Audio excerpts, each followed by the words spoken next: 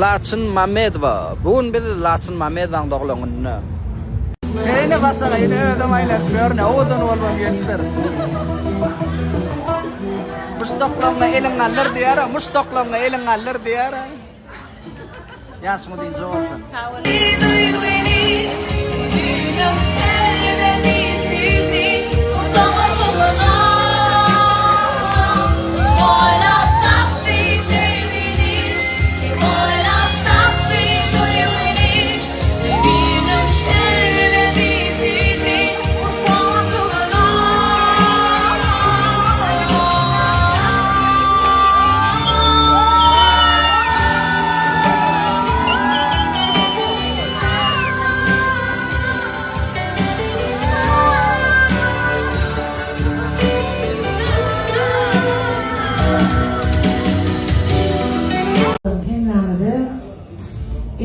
Men ilk bilen Hudaýjana sağ olsun aýtjam. Men durmuşymda ähli bolan fırsatlara alınlar.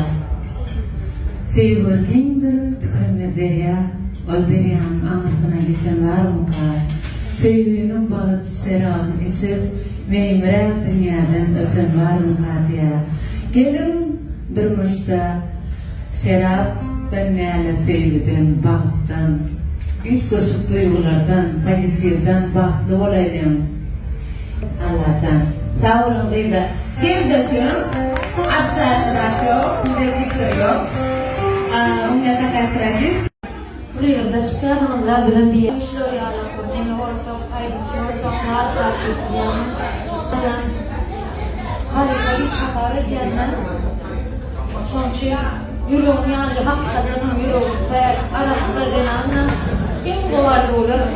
Şu yıl barışımlardan canı sağ olsun, başına dek olsun. Hem de senin adına tişört de okun tuttu yani canı sağ olsun.